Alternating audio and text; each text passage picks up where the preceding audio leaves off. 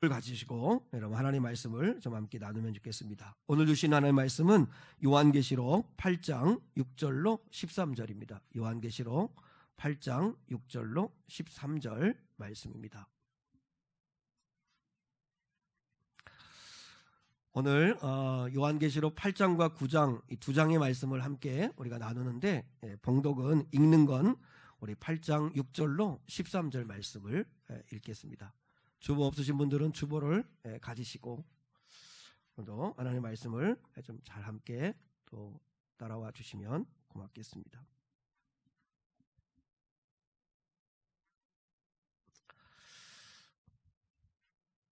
자, 하나님의 말씀을 함께 한 절씩 받들어 읽겠습니다. 제가 먼저 읽을게요. 7 나팔을 가진 7 천사가 나팔 불기를 준비하더라. 첫째 천사가 나팔을 부니 피 섞인 우박과 불이 나와서 땅에 쏟아지매 땅의 3분의 1이 타버리고 수목의 3분의 1도 타버리고 각종 푸른 풀도 타버렸더라. 둘째 천사가 나팔을 부니 불 붙는 큰 산과 같은 것이 바다에 던져지매 바다의 3분의 1이 피가 되고 바다 가운데 생명 가진 피조물들의 3분의 1이 죽고 배들의 3분의 1이 깨지더라. 셋째 천사가 나팔을 부니 횃불같이 타는 큰 별이 하늘에서 떨어져 강들의 3분의 1과 여러 물샘에 떨어지니 이 별 이름은 쓴쑥이라. 물의 3분의 1이 쓴쑥이 되매 그 물이 쓴물이 되므로 많은 사람이 죽더라. 자, 주보를 보세요. 딴짓 하지 말고 말씀을 잘 따라와 읽으세요. 우리 청년들. 넷째 천사가 나팔을 부니 해 3분의 1과 달 3분의 1과 별들의 3분의 1이 타격을 받아 그 3분의 1이 어두워지니 낮 3분의 1은 비추임이 없고 밤도 그러하더라. 내가 또 보고 들으니 공중에 날아가는 독수리가 큰 소리로 이르되 땅에 사는 자들에게 화가 있으리니 이는 새 천사들이 불어야 할 나팔 소리가 남아 있음이로다 하더라. 아멘. 회개할 줄 아는 것이 축복이다. 회개할 줄 아는 것이 축복이다 하는 제목으로 하나님 말씀을 함께 나누겠습니다. 요한계시록 6장에는 7인을 떼면서 나타나는 이 땅에 하나님의 심판이 그려져 있고요. 이제 오늘 8장과 9장에서는 7 나팔이 부러지면서 이 땅에 하나님의 심판이 어떻게 행하여지는가를 기록하고 있는, 이거는 만들어낸 이야기가 아니라 사도 요한이 반모섬에서 하나님 앞에 기도하다가 환상 가운데 본 것을 그대로 앞으로 행하여질 일을 기록한 것입니다. 그렇기 때문에 우리가 하나님의 이 말씀을 잘 믿음으로 잘 받아들이면 좋겠습니다. 여러분, 7인을 떼는 재앙과 그리고 7 나팔을 불었을 때 이 땅에 벌어지는 하나님의 심판이 비슷한 패턴을 가지고 있습니다. 4 플러스 2 플러스 1의 구조를 가지고 있습니다. 그러니까 앞에 4가지, 7인을 뗄 때 첫째부터 넷째 인을 뗄 때는 4 말탄 자가 나와서 이 땅이 전쟁이 벌어지고 그리고 기근이 일어나고 또 공산주의자들에 의해서 공격을 당하고 그리고 이 땅에 미혹하는 영이 임하는, 이 땅에 임하는 재앙을 그리고 있어요. 근데 오늘 이제 우리가 앞으로 볼 텐데, 첫째 나팔을 불 때부터 넷째 나팔을 불 때까지는 이 땅, 이 환경, 이 자연에 임하는 재앙을 그리고 있어요. 그리고 난 다음에 5번째, 6번째, 5번째 인, 6번째 인, 그리고 5번째 나팔, 6번째 나팔을 뗄 때는 사람에게 직접 임하는 심판에 대한 이야기가 나와요.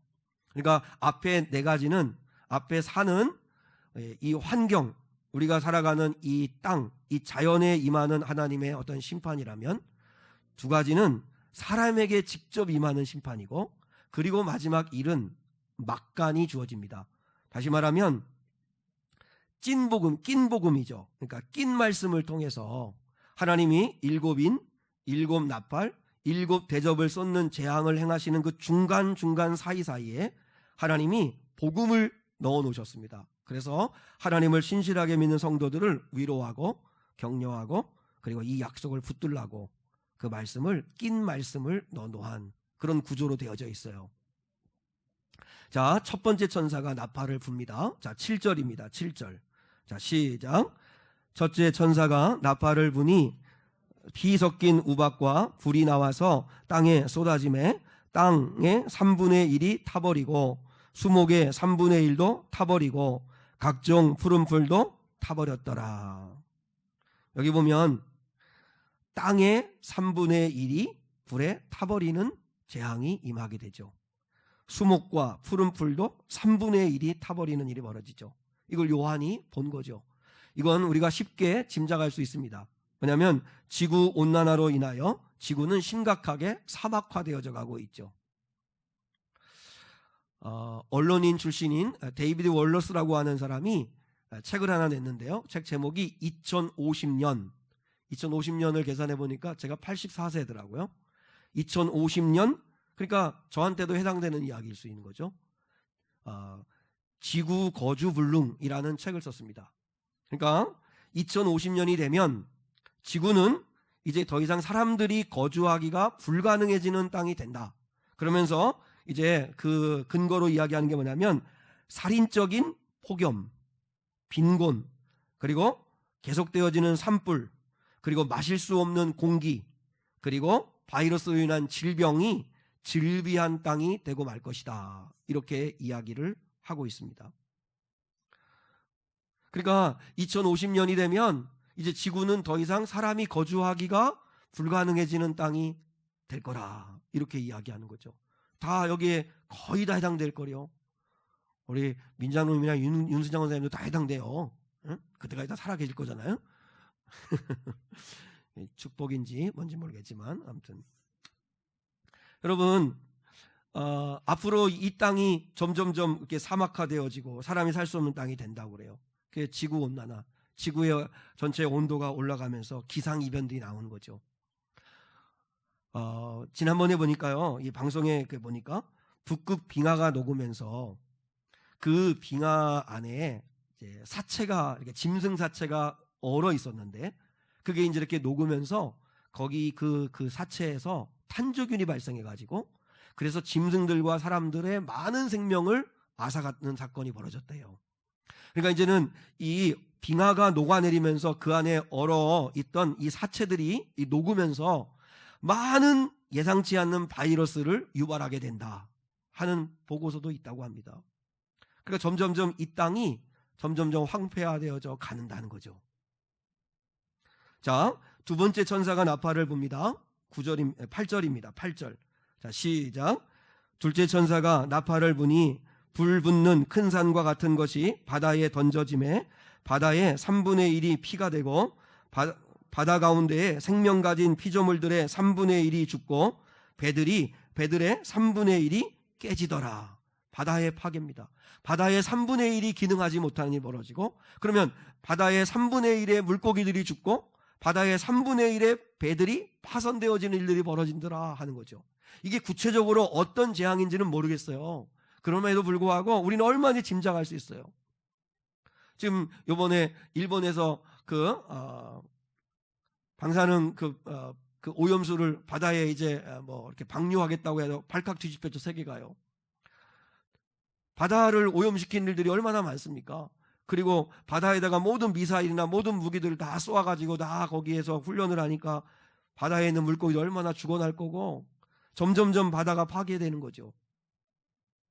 자, 세 번째 천사가 나팔을 붑니다. 자, 10절과 11절입니다. 시작.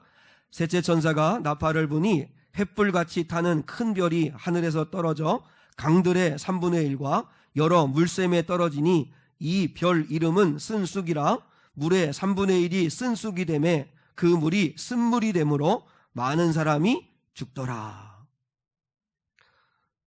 세 번째는 강들이 오염되어지는 거죠. 이거는 쉽게 우리가 예측할 수 있지 않습니까? 그래서 강들의 3분의 1과 물샘에 떨어지니 이 물이 사람이 마실 수 없는 쓴물이 되는데 그 쓴물은 그냥 쓰다는 정도가 아니라 그 쓴물을 먹음으로 많은 사람이 죽더라. 결국은 식수의 오염이죠. 마실 물이 없어져 간다는 거죠. 그래서 앞으로는 기름 전쟁이 아니라 물 전쟁이 벌어진다고 그러지 않습니까? 사실 우리는 물을 사 먹을 거라고는 상상도 못했던 시절이 있었는데요. 지금은 다 물을 사 먹어야 되고요. 그리고 앞으로 이제 뭐 산소도 사 먹어야 되고 하는 시대가 된다고 그러는데요. 지하수, 하천, 강이 오염되어져서 많은 생명체가 생명을 잃는 일들이 벌어진다 하는 거죠. 네 번째 천사가 나팔을 붑니다. 12절입니다. 12절 시작. 넷째 천사가 나팔을 부니 해 3분의 1과 달 3분의 1과 별들의 3분의 1이 타격을 받아 그 3분의 1이 어두워지니 낮 3분의 1은 비추임이 없고 밤도 그러하더라. 넷째 천사가 나팔을 부는데요, 하늘을 덮고 있는 해와 달과 별들이 3분의 1이 빛을 잃어요. 낮에 3분의 1이 없어져요.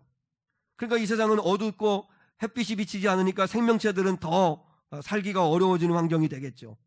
달도 별도 3분의 1이 빛을 잃어요. 그런 일들이 벌어지게 된다는 거죠.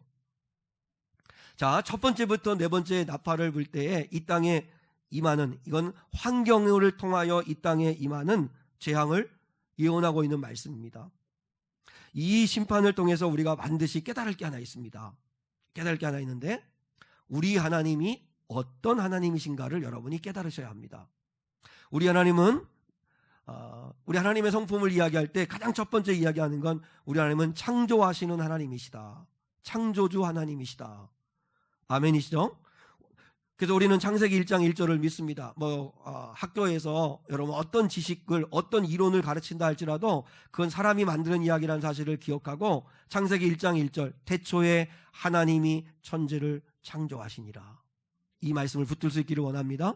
여기서 창조했다는 이야기는 없는 것을 있게 하시는 능력입니다. 이건 하나님만 하실 수 있는 거죠. 없는 것을 있게 하시는 하나님. 빛이 있으라 빛이 있게 되고, 그러니까 하나님은 없는 것을 있게 하시는 하나님이세요. 그래서 하나님이 이 천지 만물을 창조하셨어요. 그리고 그것을 사람에게 선물로 주셨어요. 사람한테 난개발을 하고 독차지하고 욕심으로 사용하라고 주신 게 아니라 더불어 살라고, 그 자연을 주시고 환경을 주시고 그리고 생육하고 번성하라고 하나님이 주셨는데, 인간의 욕심이, 그래서요 지구가 얼마나 불균형해요. 그래서 어느 곳은 너무 음식이 많아가지고 그래서 버려야 되고, 어느 곳은 음식 먹을 것이 없어가지고 굶어 죽어야 되는 게 지금 이 땅에서 벌어지는 일 아닙니까? 인간의 욕심으로 인해서 하나님이 주신 자연 만물을 파괴하고 그리고 오염시키고 더럽히고 하는 일들이 지금 벌어지고 있는 거죠. 그런데 하나님은 이렇게 창조하신 하나님일 뿐만 아니라 또 하나를 기억하셔야 되는 게 뭐냐면, 하나님은 보존하시는 하나님이십니다. 신학적인 용어에서 창조와 보존이라는 말을 쓰는데, 하나님이 천지 만물을 창조하시고 야 이제는 내가 만들어줬으니까 니들이 알아서 해, 나는 이제 손 뗀다 이래가지고 하나님이 손 떼시는 하나님이 아니고 여전히 붙들고 계시는, 간섭하시는, 유지시켜주시는, 보존하시는 하나님이시라는 거죠. 이 보존이라고 하는 말은 뭐냐면 있는 것을 유지시키시는 하나님이시라는 거예요. 유지시키시는 하나님. 한번 여러분 생각해 보세요. 하나님은 창조 질서를 주셨어요. 창조 질서를 주셨어요. 그리고 자연 질서를 주셨어요. 그래서 하나님은 이 질서, 하나님이 정하신 질서 가운데서 모든 자연 만물이 움직이도록 하나님이 디자인하셨죠. 그것을 하나님이 계속 붙들고 계시는 거예요. 그래서 비록 악한 마귀가 아담과 하와를 유혹하고 땅이 오염되어지고 그리고 또한 사람들이 범죄함에 빠지지만, 하나님은 계속 뭘 하시는 거예요? 구원 역사를 이루시잖아요. 계속 하나님이 보존하시는 거예요. 하나님이 이렇게 붙들어 주시는 거죠. 한번 여러분 생각해 보세요. 하나님이 돌봐주시고 붙들어 주시는 손을 놔버린다면 이 땅은 그 즉시 지옥이 되는 겁니다. 하나님이 지구와 이 태양의 거리도 텐션을 유지하게 하셔서 딱 항상 그 자리, 항상 그 원리에 의해서 움직이게 하셨죠. 조금만 가까워도 안 되고 멀어져도 안 되고, 하나님이 붙들어 주시는 은혜예요.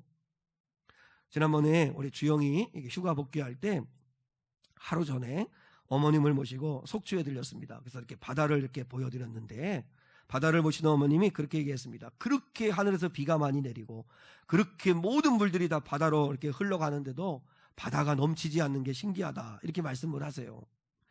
여러분, 바다가 넘쳤다는 말을 여러분 들어보시지 못했죠. 물론 이렇게 뭐 지진이라든지 어떤 이렇게 태풍에 의해 가지고서 일시적으로 바다가 넘치는 경우가 혹여나 있지만 바다는 넘치지 않습니다. 수많은 강물이 바다를 향해 들어가고, 그리고 하늘에서 비가 쏟아져도 바다는 항상 그 선을 유지하고 있어요. 이유가 뭐냐? 과학자들은 설명을 합니다. 그건 증발되기 때문이다. 그 바닷물이 증발되기 때문에 그래서 넘치지 않는 거다, 이렇게 말하지만 그렇지 않습니다. 하나님은 성경을 통해서 이미 말씀해 주셨어요. 하나님은 바다의 경계를 정해 주셔서 넘지 마라, 이렇게 하나님이 창조 질서를 정해 주셨어요. 그게 어디 있는지 하면 예레미야 5장 22절에 있습니다. 자, 주보를 보겠습니다. 예레미야 5장 22절 시작. 여호와의 말씀이니라. 너희가 나를 두려워하지 아니하느냐? 내 앞에서 떨지 아니하겠느냐? 내가 모래를 두어 바다의 한계를 삼때에 그것으로 영원한 한계를 삼고 지나치지 못하게 하였으므로 파도가 거세게 이나 그것을 이기지 못하며 뛰노나 그것을 넘지 못하느니라. 할렐루야. 놀랍지 않습니까? 한 3분 정도 놀라시는데, 여러분, 이건 하나님이 정하신 거예요. 바다의 한계를 정하셔서 파도가 일고 어떤 상황 속에서도 넘쳐서 이 땅을 아예 그냥 이렇게 잠기게 하든지 그렇게 하지 않게 하신다는 거예요. 저는 가끔 가다 보면 빨래 마르는 걸 보면 참 신기해요. 여러분, 빨래 마르는 원리가 뭐예요? 좋은 세탁기입니까? 빨래 마르는 원리는 중력입니다. 중력. 그래서 널어놓으면, 바깥에 널어놓으면 물이 밑으로 뚝뚝뚝 떨어져 가지고 어느 순간에 뽀송뽀송하게 말라 있어요. 신기하지 않아요? 여러분, 이제 앞으로 빨래를 널 때마다 오, 신기, 이렇게 하셔야 돼요. 여러분, 지구가 자전하고 공전하는 걸 보면, 그래서 매일 낮과 밤이 반복되어지고 봄, 여름, 가을, 겨울이 어김없이 계속 이렇게 반복되어지고 한 번도 틀어지지 않게 하시는 하나님, 이게 하나님이 보존하시는 하나님의 손길이에요. 한번 보세요. 하나님은 1년 내내 우리 주변에 꽃을 피우세요. 그래서 그 꽃을 보게 하세요. 저는 꽃을 볼 때마다 그런 생각이 들어요. 저는 시인은 아니지만 그런 마음이 들어요. 하나님이 꽃을 이렇게 보게 하시면서 예쁘지? 내가 만든 꽃 예쁘지? 그러면서 우리가 탄성을 저지르고 찬양하기를 원하시는 것 같아요. 근데도 꽃을 피워도 좋은 줄도 모르고 감사할 줄도 모르고 그냥 우리 꽃을 피우면 그냥 그 꽃을 그냥 이렇게 꺾어서 집에 화병에 꽂아 놓으려고만 하고, 하면 하나님 앞에 찬송하지 않으면 안 돼요. 여러분이 놀러 가시는 건 좋은데 좋은 것, 아름다운 자연을 바라보면서 하나님을 찬양해야지. 여러분, 하나님을 찬양하는 건 없이 그냥 좋은 것만, 그리고 그곳에서 전해지는 전설 이야기만 마음에 담아두고 그러시면 안 돼요. 3, 4월 보면은 개나리, 진달래, 매화, 목련, 벚꽃, 라일락, 유채꽃, 산수유, 온갖 꽃들이 피어나죠. 지금 한번 보세요. 예배 마치고 나가보세요. 얼마나 푸르름이 예쁜지. 5, 6월에는 아카시아, 장미, 수국, 철쭉이 피고요. 또 7, 8월에는 무궁화, 연꽃, 나팔꽃이 피고, 그리고 또 가을에는 코스모스, 국화, 메밀꽃이 피고, 또 겨울에는 동백, 수선화가 피고, 하나님이 꽃을 피우면서 내가 만든 이 꽃 예쁘지? 예쁘지? 그렇게 말씀하시는 것 같아요. 또 보세요. 다 하시지만 제철 음식, 또 그 다음에 온갖 과일들, 하나님께서 이 아름다운 생명 원리를 통하여 끊임없이 우리는 씨앗을 심는데, 근데 거기에서 풍성한 결실을 맺게 하시는 이 생명 원리, 이게 하나님이 붙들고 계어주시는 은혜라는 거예요. 은혜. 근데 하나님이 이 보호하시는 은혜를 거두시면 그게 멸망하는 거죠, 이 땅이요. 근데 사실요, 첫 번째부터 네 번째 나팔 재앙은 환경을 통한 이 땅에 임하는 재앙인데, 이건 하나님이 환경을 파괴시키는 건 아니에요. 엄밀하게 정확하게 말하면 인간의 탐욕으로 인하여 이 땅이 파괴되어지는 거예요. 그러면 하나님의 심판은 뭔지 아세요? 하나님의 심판은 은혜의 손길을 거두시는 거예요. 그냥 두시는 거예요. 그냥 두시는 거예요. 하나님의 여러분 가장 큰 심판이 뭔지 아세요? 그냥 내버려 두는 거예요. 니들 멋대로 해라. 니들 하고 싶은 대로 해라. 그리고 마지막에 심판하시는 거죠. 차라리 잘못하면 때려서라도 징계하셔라도 돌아오게 하시는 게 하나님 사랑인데 하나님은 그냥 내버려 두시는 거예요. 그게 환경 파괴를 통한 심판이에요. 여러분, 로마서 1장에서 사도 바울이 그 사실을 알았어요. 하나님의 심판이, 가장 큰 심판이 뭐냐? 내버려 두는 거다. 자, 주보를 한번 보겠습니다. 20절 21절을 먼저 읽습니다. 시작. 장세로부터 그의 보이지 아니하는 것들 곧 그의 영원하신 능력과 신성이 그가 만드신 만물에 분명히 보여 알려졌나니 그러므로 그들이 핑계하지 못할지니라. 하나님을 알되 하나님을 영화롭게도 아니하며 감사하지도 아니하고 오히려 그 생각이 허망하여지며 미련한 마음이 어두워졌나니. 보세요. 하나님이 분명히 하나님이 만드신 자연 만물을 통해 분명히 하나님을 알 수 있도록 하셨다는 거예요. 그 자연 만물 속에 영원하신 하나님의 능력과 신성이 그 속에 담겨 있다는 거예요. 어떻게 다 죽은 것 같은 이 천지 만물이 3, 4월 봄이 되면 다 살아나게 되는지, 그게 하나님이 그 속에 생명의 원리를 넣어 놓으신 걸, 하나님이 하신 거라는 걸 알면서도 사람들이 어떻게 해요? 하나님을 인정하지 않고 하나님을 알만하면서도 하나님을 영화롭게도 안 하고 하나님께 감사하지도 아니하고 오히려 그 생각이 허망하여져 가지고 미련한 마음이 어두워졌다. 그런데 하나님의 심판이 뭐예요? 24절과 25절이에요. 자, 같이요. 시작. 그러므로 하나님께서 그들을 마음의 정욕대로 더러움에 뭐 하셨다고요? 내버려 두사. 시작. 그들의 몸을 서로 욕되게 하게 하였으니 이는 그들이 하나님의 진리를 거짓 것으로 바꾸어 피조물을 조물주보다 더 경배하고 섬김이라. 주는 곧 영원히 찬송할 이시로다. 아멘. 바울은 창조주 하나님, 조물주 하나님을 찬양해야지 하나님이 만드신 피조물을 찬양하고 예배하고 있는 너희들, 그게 얼마나 마음이 악한 거냐. 근데 하나님이 그 마음의 정욕대로 니들 하고 싶은 대로 내버려 두셨다는 거예요.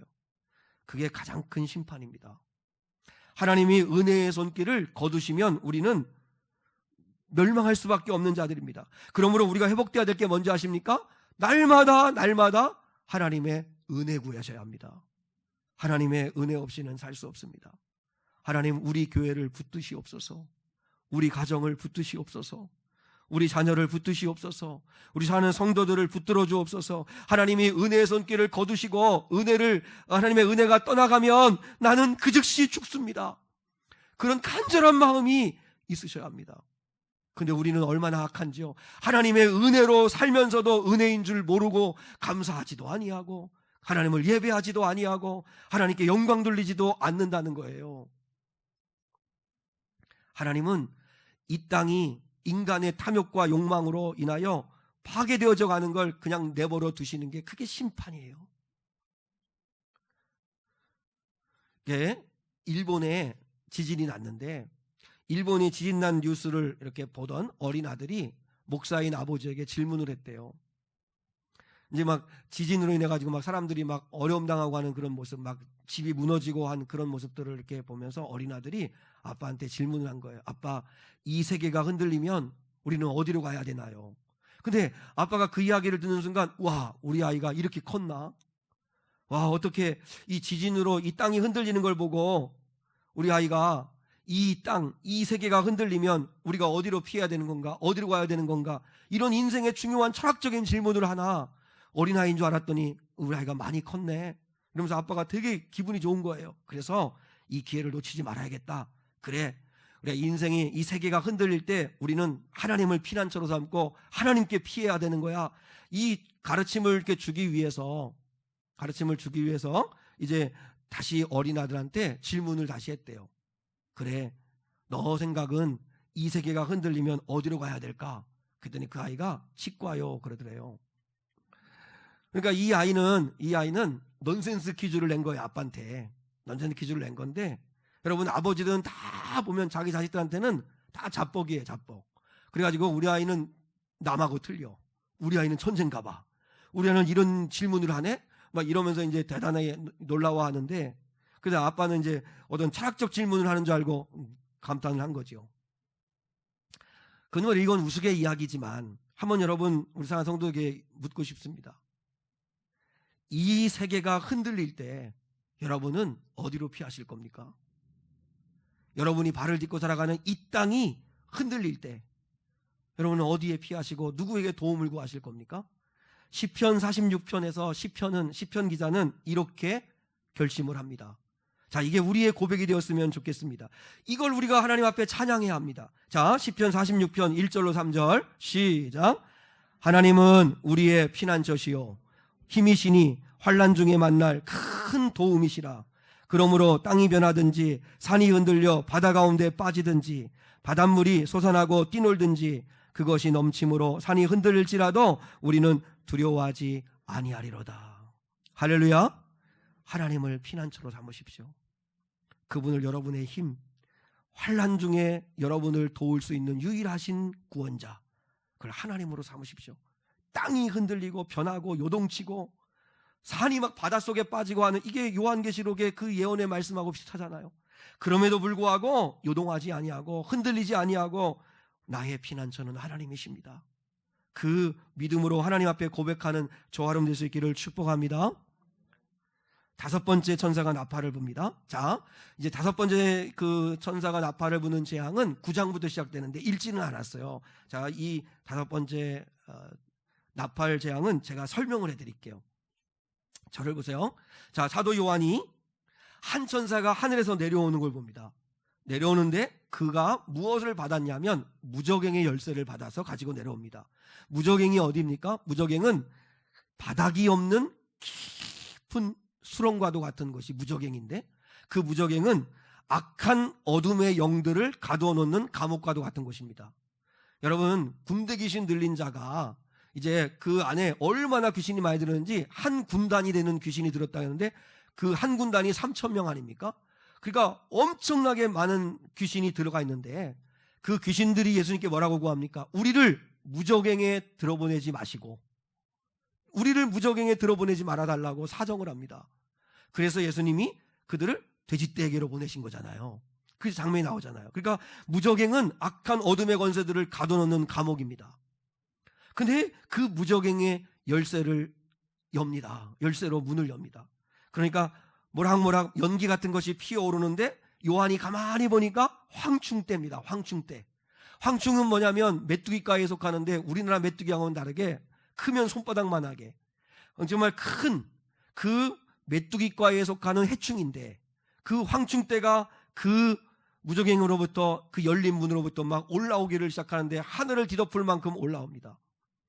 그런데 그 황충들이 사람들을 공격하는데 이 황충이 공격하는 건 다시 말하면 이 악한 어둠의 영인 귀신과 어둠의 세력이 사람들을 괴롭게 한다는 거예요. 근데 놀라운 건 그 황충들의 공격의 대상이 누구냐면, 자, 4절을 보겠습니다. 이제 이거는 이제 요한계시록 9장 4절인 건데, 자, 주보에 있습니다. 4절 시작. 그들에게 이르시되 땅에 풀이나 푸른 것이나 각종 수목은 해하지 말고 오직 이마에 하나님의 인침을 받지 아니한 사람들만 해하라 하시더라. 분명한 공격의 대상이 있는 거예요. 누구예요? 하나님의 입 맞은 자는 예외가 되는 거예요. 하나님의 보호하심 아래 있는 거예요. 그러니까 아마 이거는 마지막 날에 벌어질 그런 어둠의 권세의 공격인 것 같아요. 그런데 왜 하나님은 인침을 받지 않은 사람들만 공격하게 하시나? 근데요, 이 황충이 공격을 하는데 무슨 권세를 받았냐면 전갈의 권세를 받아가지고 전갈이 쏘는 것 같은 고통을 주는 공격을 하는 거예요. 너무 고통이 심하니까 사람들이 죽고 싶은 거예요. 차라리 죽는 게 이 고통을 면하는 길이겠다. 죽고 싶은데 죽음이 피해가요. 자, 6절입니다. 6절 시작. 그날에는 사람들이 죽기를 구하여도 죽지 못하고 죽고 싶으나 죽음이 그들을 피하리로다. 여러분 꼭 기억하셔야 합니다. 우리는 흔히 이렇게 합니다. 죽으면 끝이다. 죽으면 끝나지 뭐. 그래, 이 고통, 이 정말 더럽고 정말 힘들고 이런 거 이꼴저꼴 안 보고 차라리 죽는 게 나아. 죽으면 끝이지. 절대 그렇지 않습니다. 누가 그렇게 말합니까? 그건 세상이 만든 이야기입니다. 성경은 분명히 말합니다. 죽으면 영원한 심판입니다. 여러분, 오늘 이 다섯 번째 나팔 재앙은 5달 동안입니다. 왜 5달이죠? 그건 기한이 정해져 있는 거예요. 5달 동안 전갈이 쏘는 것 같은 고통으로 하나님의 인침을 받지 않은 불신자들을 공격하라고 명령을 떨어진 건데 왜 이렇게 하시는 거예요? 회개하라고. 마지막 기회를 주시는 거예요. 돌이키라고. 근데도 끝까지 회개하지 않는 거예요. 끝까지 회개하지 않는 거예요. 보세요, 사랑하는 여러분, 죽으면 끝 아니에요. 죽으면 하나님의 이 고통이 영원히 지속되어지는 하나님의 심판이 있는 거예요. 그러니까 고통스러워도 살아있는 게 귀한 거예요. 왜요? 기회가 있으니까. 우리 사랑하는 성도들도 살아서 뭐하나? 뭐 아무 의미 없고 허무한 인생인데 왜 그러나? 그러시면 안 돼요. 우리는 살아서 하나님을 사랑하고 하나님을 예배하고 하나님께 돌아갈 수 있는 기회가 여전히 주어져 있기 때문이에요. 자, 6번째 천사가 나팔을 붑니다. 자, 13절로 15절입니다. 13절로 15절 시작. 6째 천사가 나팔을 불매 내가 들으니 하나님 앞 금제단 넷불에서 한 음성이 나서 나팔 가진 6째 천사에게 말하기를 큰 강 유브라데에 결박한 네 천사를 놓아주라 하매 네 천사가 놓였으니 그들은 그 년, 월, 일, 시에 이르러 사람 3분의 1을 죽이기로 준비된 자들이더라. 직접적으로 이제 사람 3분의 1을 죽이는 일이 벌어지는 거죠. 그런데 6번째 천사가 뭐라고 큰 소리를 칩니까? 큰 강 유브라데에 결박된 네 천사를 풀어주라. 근데 그 묶여 있었던 결박된 네 천사는 누구예요? 그들은 이 땅의 3분의 1의 사람들을 죽이기로 준비된 자들이었다는 거예요. 때가 되었을 때, 년, 월, 일시라는 건 하나님이 정하신 때인 거죠. 그때에 사람 3분의 1을 죽이기로 정하셨다. 그럼 여러분, 유브라데는 어디예요? 지금의 중동 지역이에요. 이란, 이라크, 사우디아라비아, 요르단, 쿠웨이트 이쪽이 있는 이슬람 중심 세력인 중동 지역이에요. 그 유브라데 강을 중심으로 아수르, 바벨론, 페르시아 제국이 거기에서 일어났던 곳이에요. 많은 사람들은 물론 이거는 예언의 말씀이고 앞으로 되어질 일이니까 아직까지는 뭐 그 3분의 1이 죽는 일들이 벌어진 건 아니니까 앞으로 이런 심판이 일어날 텐데 많은 사람들이 예측하기를 이건 중동발 전쟁이 아닐까 하는 예측을 조심스럽게 하는 거예요. 이 재앙으로 인하여 3분의 1이 죽는 일이 벌어져요. 한번 생각해 보세요. 70억이면 23억이 죽는 일이 벌어진다는 거예요. 옛날 같으면 옛날의 전쟁으로는 23억을 동시에 죽일 수 있는 일이 없습니다. 그렇게 못합니다. 근데 지금은 핵무기가 발달된 지금에 와서는 얼마든지 가능합니다. 얼마든지 가능하다는 거예요. 이게 언제 벌어질지는 모르겠지만 하나님이 년, 월, 일시를 정하셨다는 거죠. 근데 중요한 건 뭐냐면 이런 재앙에서 살아남은 자들 있죠. 3분의 2가 살아남았잖아요. 3분의 2가 살아남았는데 그 사람들의 반응이에요. 그 사람들의 태도예요. 이게 오늘 말씀의 결론이며 핵심이에요. 자, 20절, 21절이에요. 20절, 21절 같이요. 마지막으로 한번 같이 읽어요. 시작. 이 재앙에 죽지 않고 살아남은 사람들은 손으로 행한 일을 회개하지 아니하고 오히려 여러 귀신과 또는 보거나 듣거나 다니거나 하지 못하는 금, 은, 동과 목석의 우상에게 절하고 또 그 살인과 복술과 음행과 도둑질을 회개하지 아니하더라.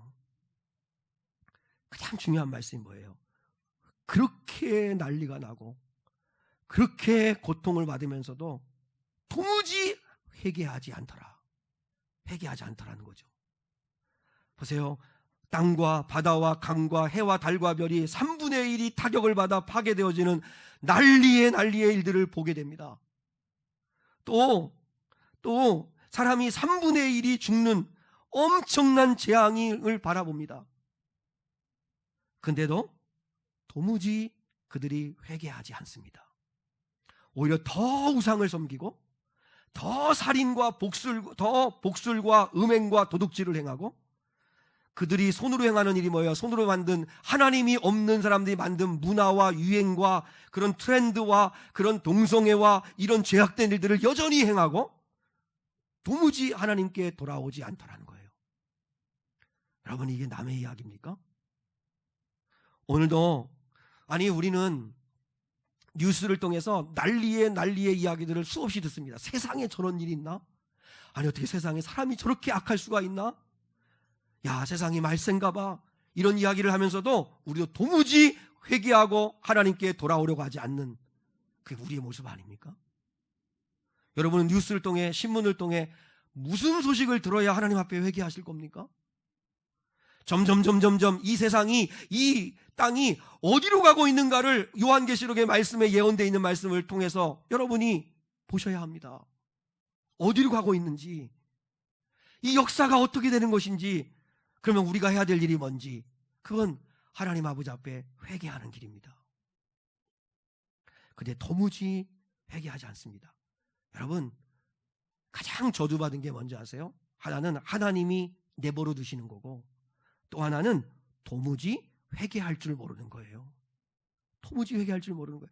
말씀을 그렇게 듣고 마음의 찔림을 얻어도 회개할 줄 모르고 행실을 바꿀 줄 모르는, 여전히 그런 모습으로 살아가고 있다는 거죠. 지난 수요 예배 시간에 남왕국 유다 나라의 아하스 왕에 대해서 우리가 말씀을 나눴습니다. 12번째 왕 아하스 왕에 대해서 말씀을 나눴는데, 여러분, 다윗의 자손이잖아요. 남왕국 유다 나라 왕이잖아요. 다른 왕들은 잘하다가도 타락하기도 하고 하는데, 아하스라고 하는 왕은 아주 일관되게 죄를 져요. 일관되게. 근데 아수르가 공격해오고, 아람이 공격해오고, 에돔이 공격해오고, 또 북이스라엘과 전쟁이 벌어지고, 그렇게 어려움이 많고 그렇게 곤고하고 그렇게 괴로운데도 도무지 하나님을 찾을 줄 몰라요. 대신에 뭐 하냐면 우상을 섬겨요. 그리고 귀신에게 가서 절을 해요. 그리고 사람을 의지해요. 아수르를 의지해요. 돈 갖다 주면서 우리를 제발 도와달라고. 그렇게 곤고하고 괴로운데 하나님께 도움을 구하지 않아요. 저는 정말 열받더라고요. 이 아하스를 보면서 어떻게 이렇게 하나님께 돌아길지 모를까? 하나님을 한 번이라도 생각할 줄 알아야 되는데 하나님을 생각할 줄 모를까? 그렇게 열을 받았는데, 보니까 그게 나하고 여러분이더라고요. 우리는 다요, 내로남불이에요. 다 내가 하는 건 괜찮은 거고, 다 남은 다 여러분 손가락질하고, 남이 하는 들보는 그렇게 보면서 여러분 내 안에 있는 티는 볼 줄 모르고 다 내로남불이에요. 여러분, 왜 회개하기가 어려운 줄 아세요? 왜 회개하지 않는 줄 아세요? 내가 진짜 죄인이라는 걸 모르기 때문이에요. 목사님, 저는 죄인이에요. 저 죄 많이 졌죠. 말은 그렇게 해요, 말은. 근데 하나님 아버지 앞에 심령이 찢기는 그 고통을 가지고 내가 진짜 나는 형편없는 죄인이구나. 내가 이렇게 살아서는 안 되는 거구나. 내가 이렇게 예수님을 믿어서는 안 되는 거였구나. 진짜 내가 죄인이구나라는 걸 인정하는 사람은 회개하게 되어 있습니다. 근데 말뿐인 거예요. 여러분, 우리가 얼마나 죄를 졌는지 한번 생각해 보실까요? 부부관계를 한번 생각해 보세요. 부부관계 속에서 여러분은 상대자 앞에서 정말 깨끗하십니까? 여러분, 우리가 부부 가운데 사랑하겠다고 결혼한 그 상대에게 얼마나 많은 상처를 주고 얼마나 많은 아픔을 주었습니까? 그거 다 죄 아닙니까? 여러분, 부부간에 얼마나 속이고 얼마나 많은 상처를 주고. 자식 있으시죠? 저도 여기 주한이 있고 우리 성주도 있는데, 사실 잘 되라고, 또 그 잘 되라고 혼을 내는 거죠. 근데 혼을 내어지는데 그런 가운데 말 속에서 아버지 말 때문에 자식들이 얼마나 많은 상처를 받는지 아십니까? 자식들한테 죄 많이 짓습니다. 그럼 여러분, 부모에게는 지은 죄가 없으십니까?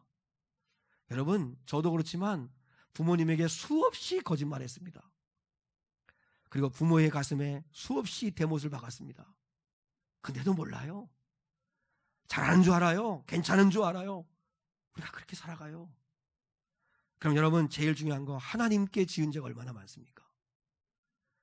솔직히 우리가 몰라서 그렇지 하나님의 은혜로 살면서, 그런데 하나님의 은혜인 줄도 모르고 그분께 감사할 줄도 모르고 그분을 영화롭게 할 줄도 모르고 하나님을 오히려 우습게 여기고 하나님을 무시하고 하나님이 기뻐하지 않는 일을 행하면서도 전혀 죄책감 갖지 아니하고 그렇게 살아가는 게 우리 아닙니까? 내가 죄인이라는 걸 몰라요. 여러분, 회개의 출발은 어딘지 아십니까? 오늘 6번째 나팔 재앙을 통하여 그렇게 수많은 사람들이 죽어가는 걸 뻔히 보면서도 도무지 저들이 회개하지 않는 것, 그건 우리예요, 우리요. 여러분, 회개의 출발은 내가 죄인이구나, 내가 이렇게 살아서는 안 되는 거구나, 내가 이렇게 살다가 하나님 앞에 가면 내가 어떻게 될까, 이렇게 믿어서는 안 되는 거구나, 내가 장로고 권사고 내가 집사고 내가 목사인데 이렇게 예수님을 믿어서 안 되는 거구나, 그 죄의식이 내 안에 살아있는 게, 그게 회개의 출발이에요. 여러분, 불신자는 절대 회개하지 못합니다. 근데 신자는 회개하는 게 복입니다. 말씀을 들으면 회개가 일어나요. 내가 이렇게 믿으면 안 되지, 내가 이렇게 형편없는 사람이었나, 내가 이렇게 목사라서 성도들 앞에서는 아닌 척하고 그럴싸하게 양복 입고 앞에 서 있지만 내 뒷모습은 추악하게 이룰 수 없는 이중적인 그런 모습들, 여러분, 저는 압니다. 회개가 축복이라는 걸 압니다. 주님의 용서 없이는 살 수 없다는 걸 압니다. 여러분, 난리와 난리의 소식을 그렇게 들으면서도 하나님께 돌아올 줄 모르고, 이 세상은 끝을 향하여 하나님의 심판의 장중에서 계속 끝을 향하여 가는데, 우리는 늘 눈앞에 있는 당장의 이익, 내 자식, 내 문제, 내 집 문제, 내 돈 문제, 여기에만 혈안이 되어 살아가고 있는 건 아닌지. 여러분, 그건요, 도관에 든 개구리와 똑같아요. 지금 도관에 든 개구리가 시원한 물에서 막 놀고 있어요. 지금 불이 떼어져 가지고 물이 점점점 뜨거워져 가지고 자기가 죽는 줄도 모르고 당장 코앞에 있는 즐거움만을 누리고 있는 게 우리 모습일 수 있어요. 지금 이 지구는, 이 역사는, 이 세계는, 하나님의 운행은 어디로 가는지도 모르고 그냥 당장 코앞에 있는 우리의 이익, 당장 눈앞에 있는 우리의 일들, 그거에만 매여서 우리가 살아가고 있는 건 아닌지 회개해야 돼요. 자, 여러분, 진짜 우리 정신 차려야 돼요. 요한계시록의 말씀을 들으시면서 그냥 듣거나 아니면 이 말씀 가운데 그냥 남의 이야기처럼 그렇게 들으시면 안 돼요. 어떻게 보면 요한계시록 22장을 우리가 이렇게 강해하면서 이게 우리에게 주시는 하나님의 마지막 경고일 수도 있는 거잖아요. 여러분, 우리 하나님 아버지 앞에 우리 한번 1, 2분간 같이 한번 기도하는 시간을 갖겠습니다. 오늘 주신 말씀을 갖고 기도하는데 3가지 제가 기도 제목을 알려드리겠습니다. 첫 번째, 내 안에 계신 성령님께 회개의 마음을 달라고 기도하십시오. 하나님, 회개의 영을 불어넣으십시오. 내가 이렇게 믿어서 안 되는 거구나, 나는 죄인이구나, 내가 아내에게, 남편에게, 자식들에게, 부모에게, 이웃에게, 하나님에게 내가 정말 많은 죄를 졌구나. 회개의 마음이 일어나게 해주십시오. 두 번째, 이 세상이 돌아가는 것을 보면서도 두려워할 줄도 모르고 하나님을 찾지도 않고 하나님께 감사하지도 않았던 나를 불쌍히 여겨달라고 기도하십시오. 세 번째, 당장 눈앞에 있는 현실만 바라보지 말고 하나님의 말씀이 이루어지는 것을 보고 깨어있게 해달라고, 정신 차리게 해달라고, 우리 한번 이 3가지 기도 제목까지 잠시 한번 기도합니다. 하나님 아버지, 이 시간 하나님 아버지 앞에 결단하는 기도를 드리기 원합니다. 거룩하시고 자비하시고 은혜가 많으신 아버지 하나님, 하나님, 우리 안에 회개의 마음을 주시옵소서. 아버지 하나님이여, 내가 이렇게 살아서는 안 되지, 내가 정말로 주님 이렇게 하나님을 믿어서는 안 되지, 이 회개의 마음을 일으키시는 건 내 안에 계신 성령님이십니다. 성령이여, 내 안에 회개의 마음을 주시옵소서. 나는 아무렇지도 않고, 나는 잘 살고 있고, 나는 괜찮고, 아버지, 그런 마음이 아니라 정말 주님 앞에 회개하는 마음을 도와여 주시기를 원합니다. 이 역사의 끝을 향하여 가고 있는데, 이 세상은 끝을 향하여 가고 있고 하나님의 심판 앞에 가고 있는데, 아버지여, 당장 눈앞에 있는 현실, 내 이익만, 내 것만 바라보고 살고 있지는 않은지 주여 눈을 들어 하나님의 일하심을 볼 수 있게 도와주시기를 원합니다. 거룩하시고 자비하신 아버지 하나님, 아버지, 이 세상에 돌아가는 것을 보면서도, 아버지, 뉴스에서 난리와 난리의 이야기를 들으면서도 하나님을 두려워하지도 않고 감사하지도 않고 하나님 앞에 회개하지도 않는 나를 불쌍히 여겨 주시옵소서. 거룩하신 아버지 하나님, 당장의 눈앞에 있는 현실의 이익만 바라보지 말고 하나님의 운행하심, 하나님의 역사하심, 하나님의 통치하심을 바라볼 수 있는 저희가 될 수 있게 도와주시기를 원합니다.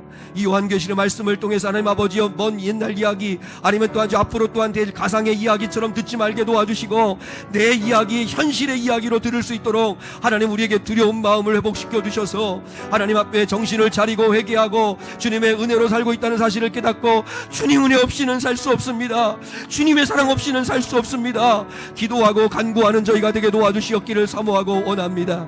주여, 도무지 회개하지 않는 아버지 강박한 마음을 떨쳐내게 도와주시고, 하나님 앞에 회개하고 주님을 사모하고 사랑할 수 있는 저희가 될 수 있도록 도와주시기를 원합니다. 우리 중고등부 아이들, 우리 청년 아이들에게도 하나님 회개의 마음을 도와여 주셔서, 아버지면 내가 지금 잘 살고 있나, 하나님의 자녀답게 살고 있는가 깨달을 수 있게 도와주시옵기를 원합니다. 주여, 우리 성도들을 깨우쳐 주시고 아버지 회개케 하시고 아버지 살려주시옵기를 사모하고 오나오니 인도하여 주시옵소서. 예수님의 이름으로 기도하옵나이다. 아멘. 우리 시간에 하나님 앞에 우리 찬양했습니다. 구주의 십자가 보혈로 죄 씻음 받기를 원하네.